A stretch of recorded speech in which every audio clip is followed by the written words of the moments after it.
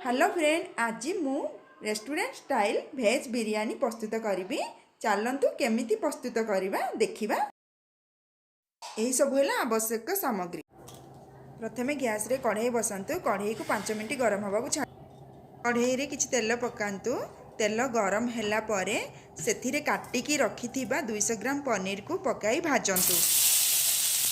पनीर को हल्का ब्राउन हैला पर्यंत भाजंतु। पनीर रे स्वाद अनुसार लुण, 1 चमच हलदी पकई हल्का फ्राए करेंगे। देखो पनीर एमती सेलो फ्राए हैला परे आपण गोटे प्लेट को बाहर कर। पुणी से कढ़ाई रे अल्प काजू पकई ब्राउन कलर हैला पर्यंत भाजिबे। भाजिला परे तापरे काढ़ी देबे। पुणी से कढ़ाई रे किछि तेल देई 200 ग्राम मशरूम को आमे भाजिबा। सेतिरे लुण हलदी पकाई सेलो फ्राए करिबा।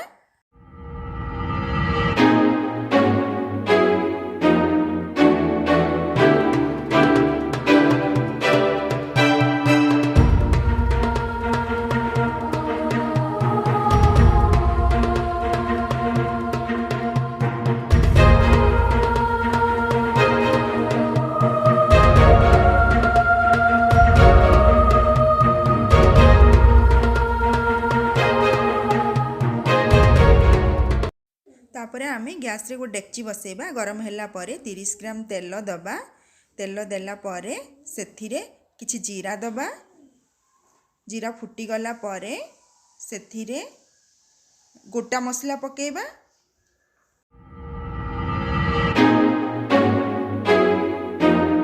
तापरे सेथिरे काटिकी रखिथिबा गोटे प्याज पकेबा। प्याज पकेला परे एहाको सेलो फ्राई हैला पर्यंत छाड़ी दबा।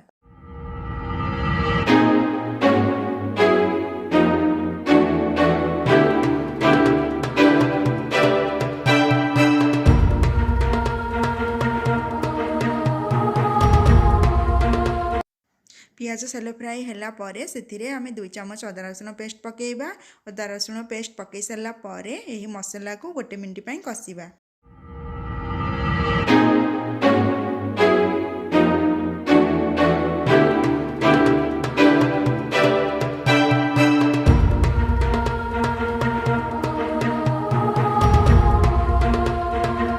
तापरे काटिकी रखिथिबा गोटे टमाटो को सेथिरे पकेइबा। तापरे सेथिरे 2 चमच दही पकेइबा। दही पकई सारा परे एही मसला को भल भाबरे कसिबा।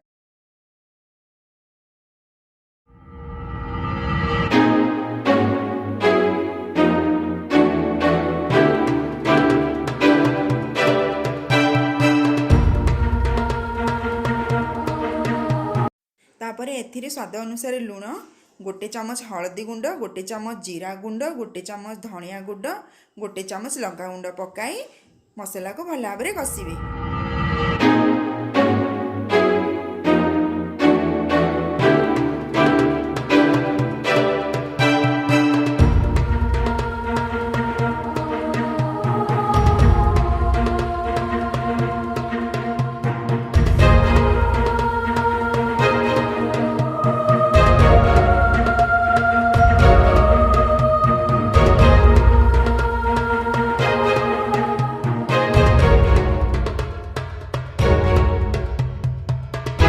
देखो ये मसलार भल भाव में तेल छाड़ी आसे। आम से काटिकी रखि पुदीना पत्र, धनिया पत्र को पकेबा। 2टी कंचा लंका को पकाई मसला को भल भाव में कसिबा।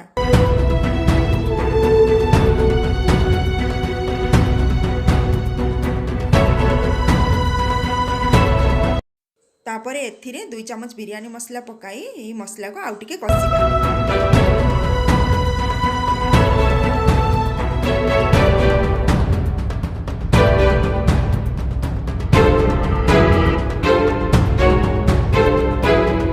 देखो ये मसला भल भाव में हो गलानी।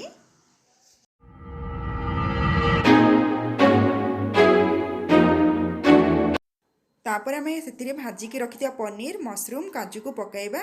पकाइला परे यह मसला सहित भल भाव में मिसेइबा।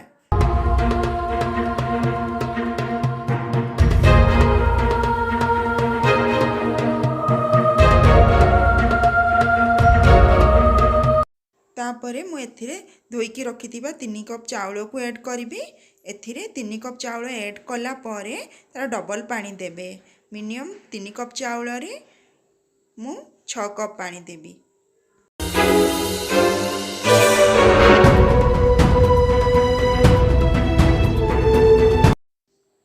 पानी देला परे पानी और चाउल को भल भाव में गोले देबे। गोले देला परे सेथिरे 1 चमच घी पकेइबे।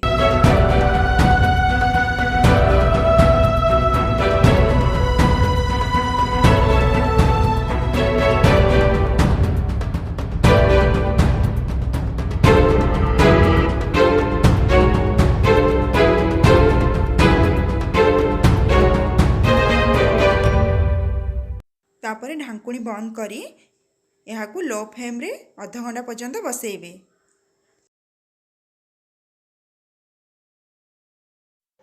देखंतु एठी आधा घंटा हो गलानी। वर्तमान आमर भेज बिरियानी प्रस्तुत हो जाइछि।